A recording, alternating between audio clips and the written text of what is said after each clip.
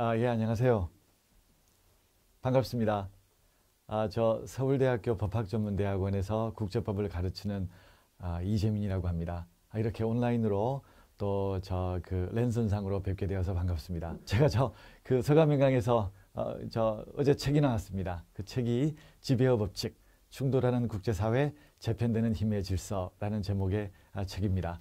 제가 2022년 7월 달에 요 강의를 한번 했었고요. 그 내용을 책으로 담은 내용입니다. 한번 보시면 그 오늘 제가 말씀드리는 내용하고 여러 가지로 아마 그 연결되는 부분들이 있을 것 같습니다. 제가 전하고자 하는 이야기는 이거였습니다.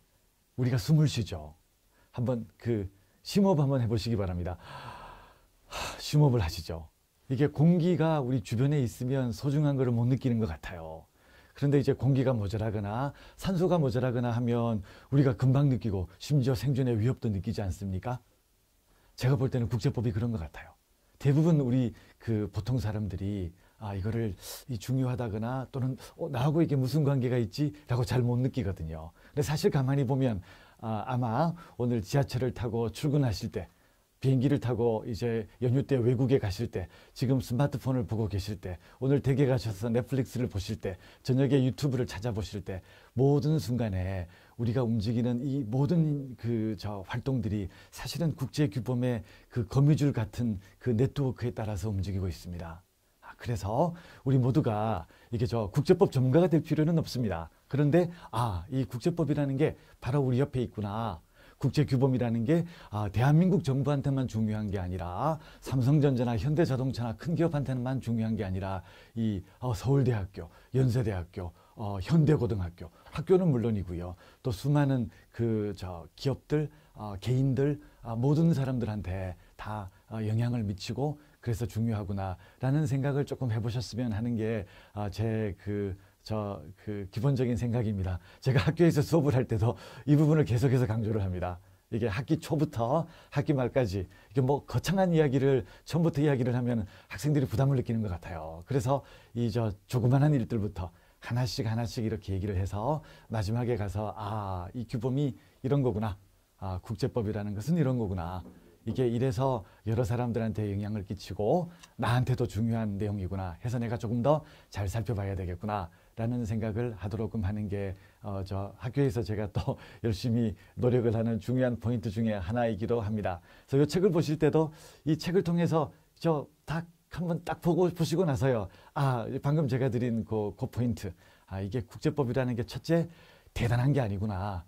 둘째, 하지만 곳곳에 다 스며 있어서 이것을 모르고는 세상에 나가거나 외국으로 여행을 하거나 또는 서울에서 홍대 입구에서 또 학교 캠퍼스에서 외국 사람들하고 만나서 이야기를 하거나 논의를 할 때에도 이거를 모르면 여러 가지로 제약이 있구나 하는 이제 그런 인식을 가졌으면 하는 게 제 그 조그만 목표입니다. 자, 그래서 이 책의 내용을 한번 말씀을 드리면 이런 부분들이 있습니다. 한번 과거로 우리가 한번 가보도록 하겠습니다. 400년 전으로 한번 돌아가 보도록 하겠습니다.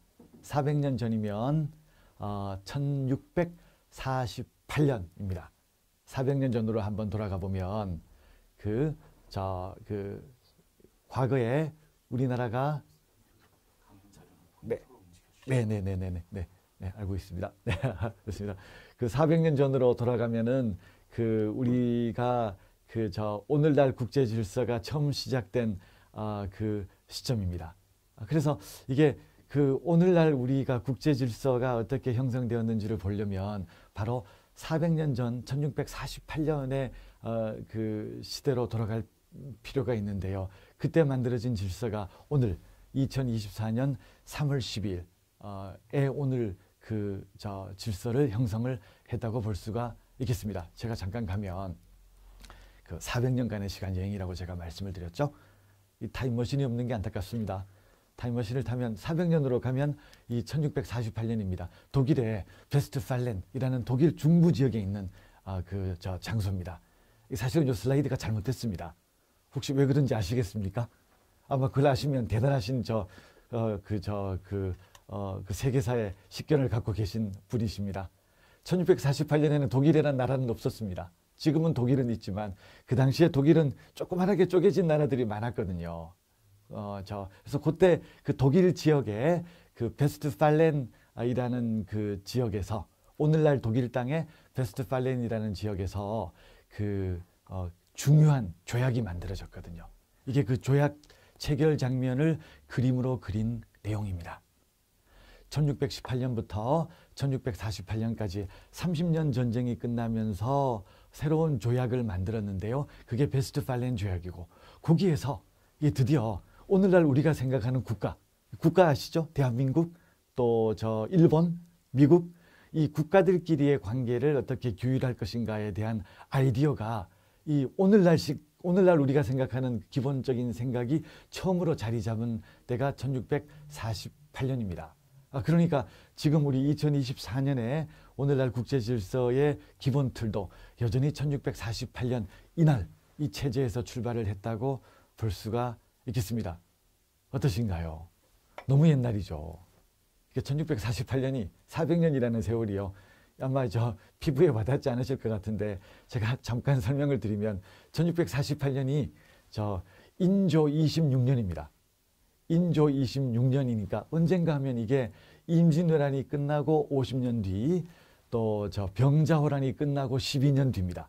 그러니까 이게 조선 500년 그 역사를 통틀어서 가장 우리가 조선이 힘들었던 시기가 바로 아마 그 인조 26년 전후였을 것 같거든요. 병자호란 직후에. 그때 유럽 질서가 큰 변혁을 거쳤고 그 결과 새로운 국제 질서가 만들어졌는데 그 국제 질서가 지금까지 이어져 오고 있다라고 생각하시면 되겠습니다. 어떠신가요?